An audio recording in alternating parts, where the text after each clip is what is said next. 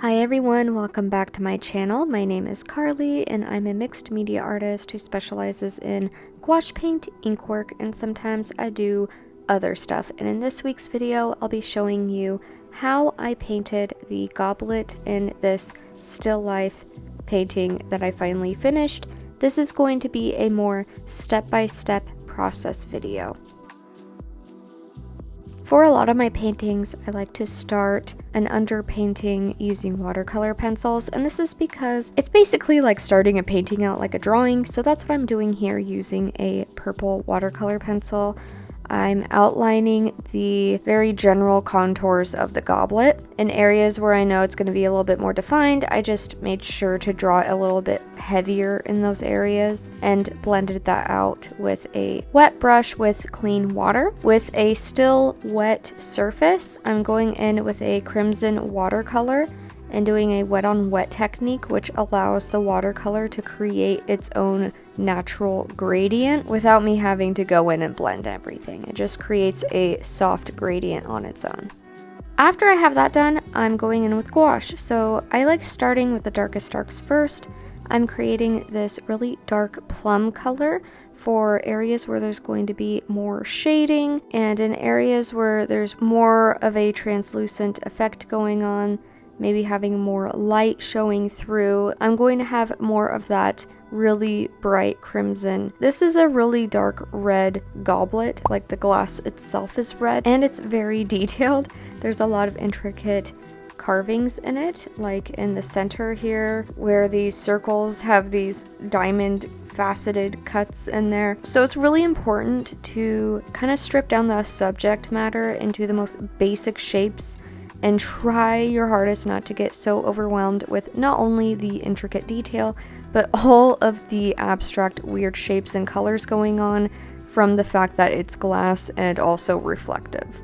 The first thing I'm going to do in a more detailed step is focus on those muted colors going on that are kind of like a dusty blue purple, and I'm placing those in areas, as you can see with the reference photo, they're there because of the natural light coming from the other side of the setup, but they're also useful colors to mix up right now because they actually form the basic structure for this design that's carved in the glass. So I'm getting that really dusty, purpley blue situation, and I'm placing it where I know the outside ledge of those carved in circles are placed around the cup.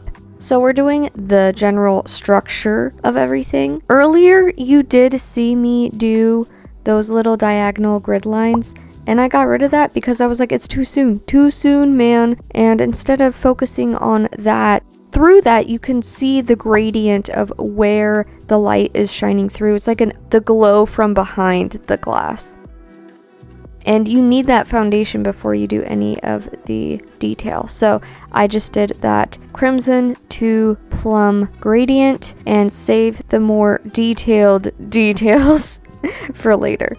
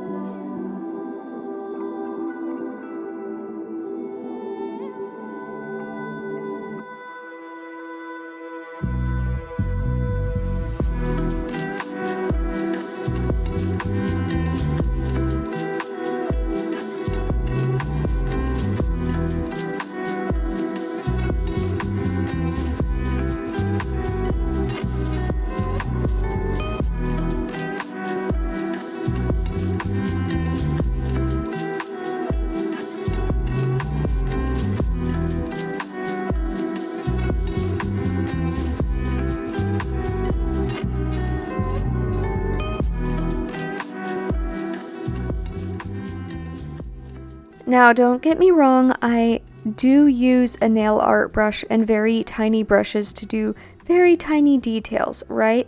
However, when it comes to very tiny geometric shapes, I struggle because my brain finds those things boring to paint, I'm not gonna lie, and it would rather not. So any way I can get around that by making it a little bit easier on me, I'm gonna do that. So, how do you do that? What I did was I'm using the highlight color that is being cast to the right side of the goblet, and I'm using that to create the general structure to a lot of these carved out shapes. So we have these mini circles in between the larger circles that are carved into the glass, and they have these thick edges around them that protrude out, which obviously that's going to catch a lot of light. There's also, of course, the diamonds on the top and bottom, which also have mini diamonds inside of them. As you can imagine, that is a lot. So in some areas I do use a tiny brush, around the edges to create a clean line. However, in areas where I have to make those tiny squares that are like little grid patterns inside the diamond, what I did was I just highlighted that whole larger diamond shape. Then I went back in with the shadow color, which is this deep plum crimson color, and I created tiny squares. This is easier for me because it allows me to use the color that's underneath as the highlight by just making slightly smaller squares instead of having to highlight each and every single one and make sure my lines are even all the way across. It's easier for me to create blocks of shape rather than super tiny uniform geometric lines. If you're good at that, awesome. But if you're not, this is what I did so that I could avoid having to do that.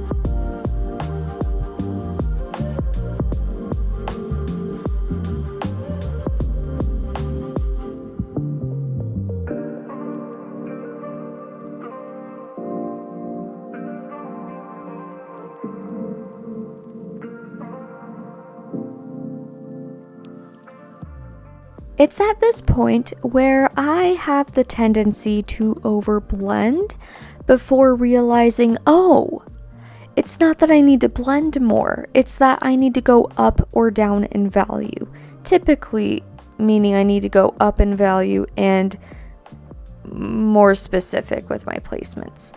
It's very easy to want to overblend things, especially glass, because glass reflects what's around it. There's going to be a weird mixture of soft gradients and really harsh edges. At this point is when I realized I'm blending too much. I need to stop.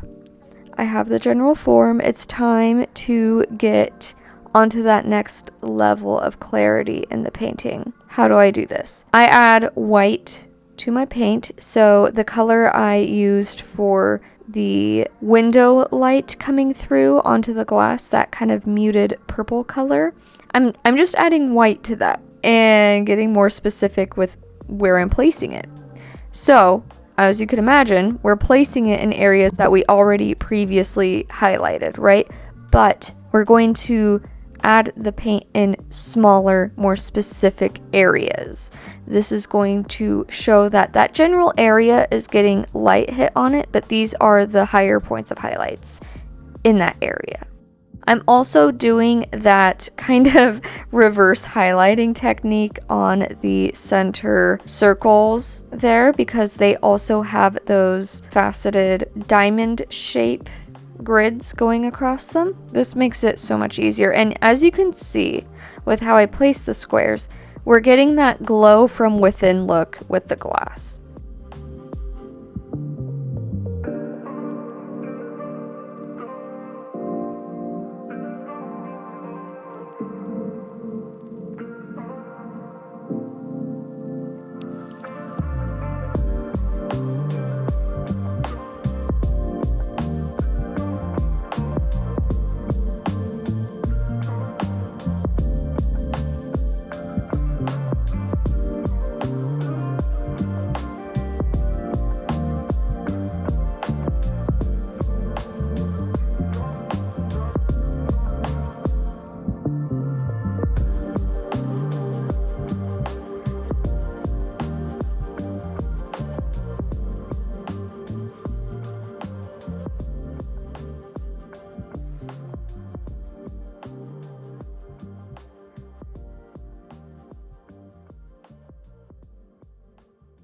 In this stage, we're not at the highest point of highlights yet, but we're getting pretty dang close. These are the highlights that I'm adding to the right side. That's about as bright as they're going to get.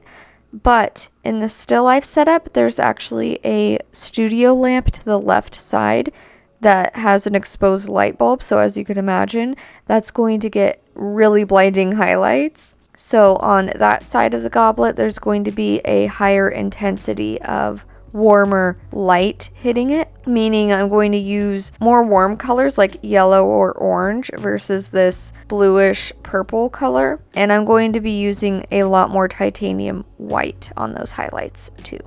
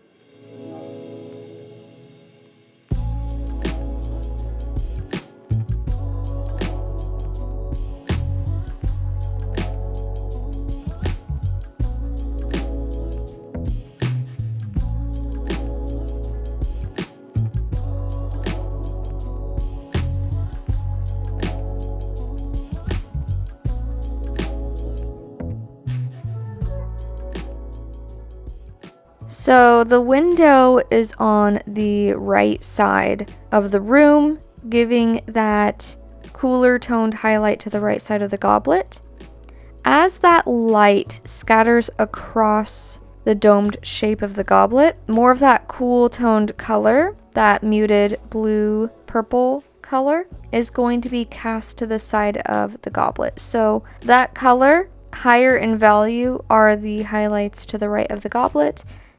Lower in value it's being scattered across and around the side of the goblet. I hope that makes sense. This is showing the reflection from the window, and it's also catching a little bit of that highlight through the window glass too. I do end up going back in, blending it out a little bit. I didn't want it to be too high in value. I didn't want it to compete with the other highlights going on, because think about it, if every highlight in your painting is the brightest highlight, it flattens your subject matter. So you want to make sure that you have good control over your values. Otherwise, if you make all your values the brightest blinding highlight, they're not going to look so bright anymore because there's no contrast, right? So I'm having more control over that here by blending that into the underneath layer using a damp brush just to make it a little bit more subtle. And that already helps those other highlights that are brighter really shine, no pun intended, and actually do their job.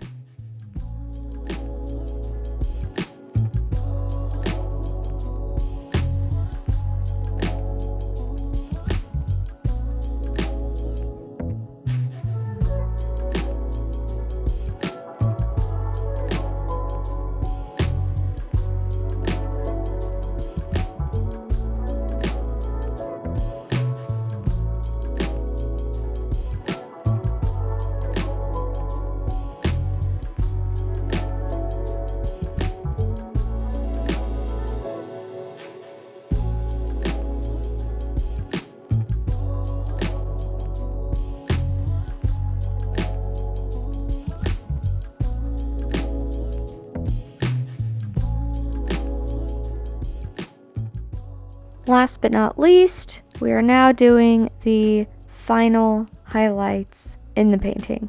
I mixed together some yellow and white gouache paint just to make it a little bit more warm, and I'm placing it in areas where the studio lamp to the left of the goblet is creating really harsh, intense highlights. I'm using a liner brush to dot in highlights across the diamond shapes I blocked in. I'm dotting it on the tiny sphere, on the tiny circle that is in between the diamonds and larger circles. The highlight on that circle is going to be larger versus the circle that's to the right is obviously going to get that highlight, but it's going to be a lot smaller because it's further away from that lamp.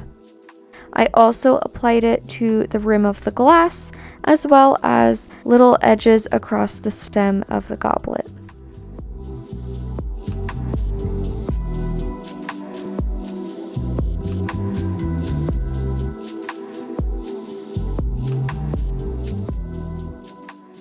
Alrighty, and with that being said, she's done. She is done, she is done. This is the end of the video.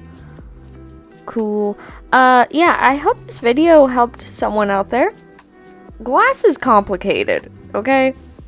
But you made it, and I believe in you. If you guys liked this week's video, please give it a thumbs up. Please consider subscribing, and I will see you next week. Bye!